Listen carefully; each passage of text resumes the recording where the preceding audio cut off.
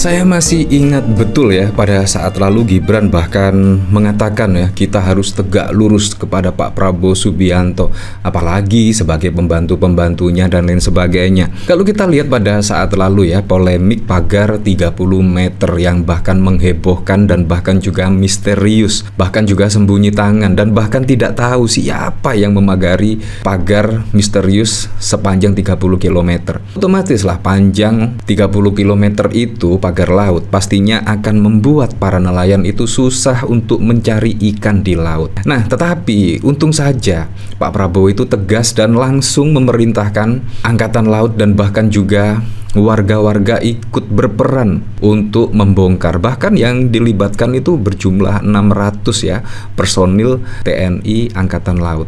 Ini sangat keren sekali menurut saya. Pak Prabowo menurut saya sangat tegas sekali lah. Kalau misalkan pagar tersebut meresahkan masyarakat dan lain sebagainya, memang wajib dibongkar lah. Dan bahkan kalau kita lihat dari anggota DPR RI dari PDIP, bahkan juga mengatakan negara tidak boleh kalah lah, setidaknya dengan hal-hal yang setidaknya mengganggu atau meresahkan warga di sekitar.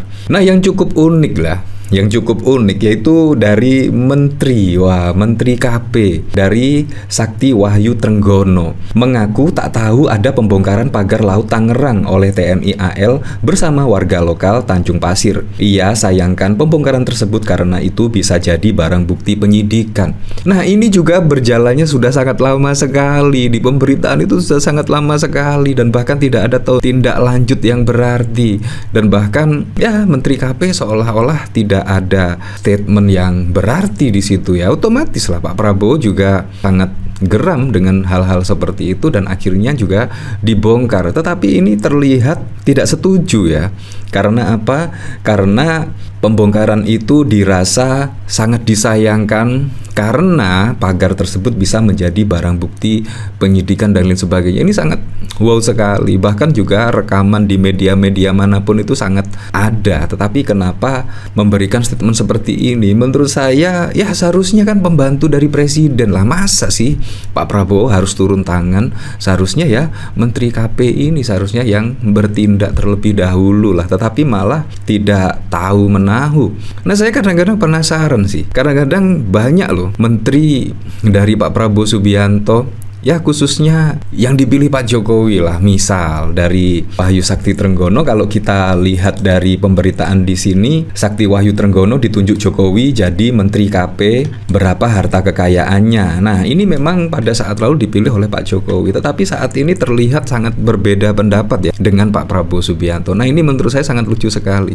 Seharusnya menteri-menteri itu membantu meringankan pekerjaan presiden. Tidak ada visi misi menteri, adanya visi misi presiden. Seharusnya seperti itulah, tetapi ini seolah-olah malah tidak sependapat dan lain sebagainya. Kadang-kadang saya curiga ya, apakah menteri-menteri ya, misalkan dari loyalis Pak Jokowi misalnya, itu seolah-olah itu malah membuat blunder kadang-kadang.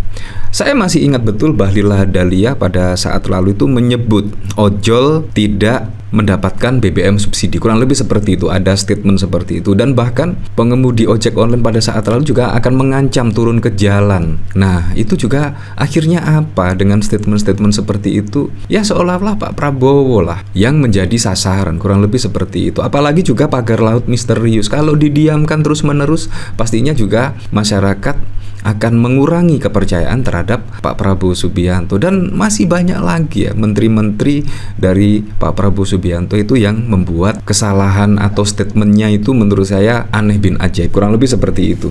Nah, dari sini saya juga penasaran sih, kira-kira komentar-komentarnya seperti apa ya. Dari tulisan template saya tidak tahu, saya baru tahu. Pemasangan nggak tahu, pembongkaran nggak tahu, terus apa tahunya? Kelamaan, itu sudah viral lama. Tanya itu sama Nusron. Yang ada bukan penyidikan tapi pengesahan. Bisa gitu 99. ya dan lain sebagainya. Nah, memang sangat aneh sekali ya ketika sudah dibongkar bahkan Menteri KP mengaku tidak tahu menahu ya. Lah Bapak jadi menteri ngapain aja kok sampai nggak tahu? Apa iya si menteri ini nggak tahu kalau perintah bongkar itu langsung dari Prabowo beberapa hari sebelumnya? Menteri aneh. Kalau kita lihat juga ya, saat ini juga akan ada pertemuan setidaknya Ibu Megawati dan Pak Prabowo Subianto. Kadang-kadang saya curiga ya, kan kalau kita lihat dari sini tuh banyak menteri-menteri yang setidaknya seharusnya meringankan pekerjaan dari Pak Prabowo Subianto, tetapi malah membuat Pak Prabowo yang turun tangan.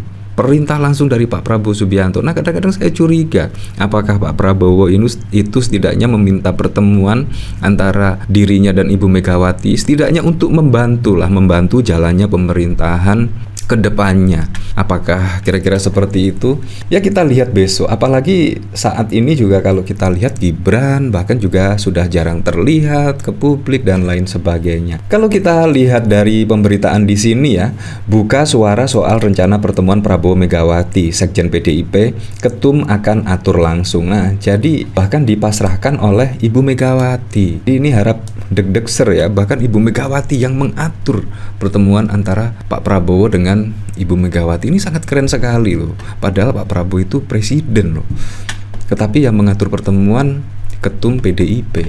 Presiden ke-7 Republik Indonesia Jokowi menyambut rencana pertemuan Presiden Prabowo Subianto dan Ketua Umum DPP PDIP Megawati Soekarno Putri. Pertemuan keduanya dinilai sangat bagus. Jokowi menyebut keputusan pertemuan tersebut ada di tangan Presiden Prabowo. Namun akan menjadi baik apabila pertemuan antara Prabowo dengan Megawati bisa terjadi. Sekjen PDIP Hasto Kristanto angkat bicara soal rencana pertemuan Ketua Umum PDIP Megawati dengan Pak Prabowo. Menurut Hasto, pertemuan akan diatur langsung oleh kedua pihak yakni Megawati dan Prabowo. Hasto menyebut Megawati akan mengatur sendiri pertemuan dengan Prabowo karena memiliki akar ideologis kuat serta titik temu dalam mengabdi kepada bangsa dan negara. Nah, kadang-kadang saya curiga ya, apalagi ditambah dari pemberitaan pada saat lalu ya, tepatnya tanggal 8 Oktober 2024, isu Jokowi tolak PDIP masuk pemerintahan Prabowo direspon Gerindra. Bahkan ada isu-isu seperti ini.